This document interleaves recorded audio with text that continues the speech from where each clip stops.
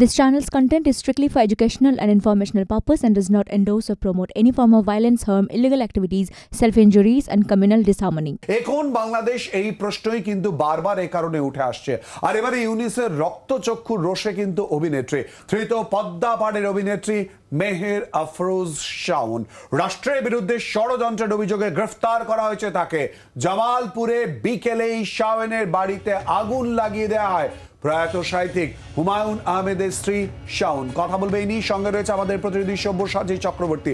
সব্যসাচী, কি জানা যাচ্ছে? শাওন গ্রেফতার কেন? দেখো, এখনো পর্যন্ত যে খবর পাওয়া যাচ্ছে, ধানমন্ডি থেকে তাকে আটক করেছে ঢাকা মহানগর গোয়েন্দা পুলিশ বা ডিবি, এবং এখনো পর্যন্ত যে খবর পাওয়া যাচ্ছে তাকে রাষ্ট্রের বিরুদ্ধে ষড়যন্ত্র করছিলেন এরকম পুলিশের তরফ থেকে বলা হচ্ছে। আসলে যে বিষয়টা আমরা দেখেছি, মেহের আফরোজ শাওন তার ফেসবুকে গত কয়েকদিন ধরেই সরকারের তুমুল সমালোচনা করছিলেন, এবং প্রেস উপদেষ্টা যিনি শেখ হাসিনাকে ঢাকা বই মেলায় সেখানে শেখ হাসিনার ছবি দেওয়া একটা ডাস্টবিনে তাকে নোংরা ফেলতে দেখা গেছে। তখন তিনি প্রশ্ন করেছিলেন যে বইমেলায় গিয়ে একটা ভালো ছবি দেওয়া যেত, কিন্তু এই ধরনের অসভ্যতা তিনি করছেন, ভাগ্যিস হুমায়ুন আহমেদ বেঁচে নেই, এই ধরনের প্রতিবাদ করেছিলেন। এবং সূত্র মারফত খবর পাওয়া যাচ্ছে যে অভিযোগ তার বিরুদ্ধে উঠেছে, তিনি নাকি আওয়ামী লীগের গোপন বৈঠকে ভার্চুয়ালি যোগ দিয়েছিলেন, আওয়ামী লীগের সঙ্গে যোগসাজশ করছেন, এই অভিযোগ উঠেছে। প্রথম কথা, আওয়ামী লীগ এখনো পর্যন্ত নিষিদ্ধ সাংবিধানিকভাবে হয়নি। দ্বিতীয়ত, সরকারের সমালোচনা করা এটা রাষ্ট্রদ্রোহ কি করে হয় সেটা ইউনূস সরকারই বলতে পারবেন। ঠিক যেভাবে চিন্ময় কৃষ্ণ দাসকে ফাঁসানো হয়েছে সরকারের বিরুদ্ধে সুর চড়ানোর জন্য, মেহের আফরোজ শাওন তাকেও একই রকম ভাবে ফাঁসানো হয়েছে এমনটাই দাবি করা হচ্ছে। কারণ যেরকম তুমি বললে, সেটা তো জামালপুরে তার বাড়িতে ভাঙচুর করা হয়েছে, আগুন লাগানো হয়েছে বিকেলে এই ঘটনা, আর তারপরে রাতে খবর আসে শাওনকে গ্রেফতার করা হয়েছে। ফলে স্পষ্ট ইউনূস সরকারের বিরুদ্ধে মুখ খুললেই গ্রেফতার, তার উপরে রাষ্ট্রদ্রোহের খাড়া।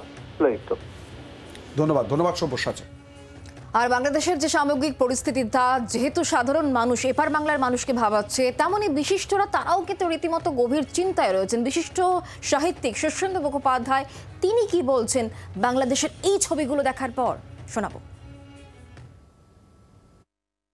খুবই হতাশ লাগছে, কেননা বাংলাদেশ আমাদের একটা স্বপ্নের জায়গা ছিল, বাঙালি দেশ, বাংলা ভাষা এবং বাঙালির দেশ। আমাদের কাছে একটা মস্ত আশাপ্রদ ব্যাপার ছিল যে বাংলাদেশে বাংলা ভাষা বেশি থাকবে, বাংলা সংস্কৃতি বেশি থাকবে। এখন যেগুলো হচ্ছে সেগুলো তো একেবারেই আমাদের পক্ষে আমাদের পক্ষে খুব দুঃখের ব্যাপার হয়ে দাঁড়াচ্ছে আর কি। এটা আমরা মনে কষ্ট পাচ্ছি। কি আর করা যাবে, এখন অন্য দেশ, আমাদের তো কিছু করারও নেই, বলারও নেই, আমরা শুধু অসহায় ভাবে দেখতে পারি। কথা হচ্ছে যা হচ্ছে সেটা আমাদের পক্ষে ভালো হচ্ছে না। আমরা এটাকে খুব একটা কি বলবো, আমাদের পক্ষে অসহায় ভাবে দেখা ছাড়া আর কিছু করার নেই। বাংলার আওয়াজ, বাঙালির আবেগ, জি 24 ঘন্টা।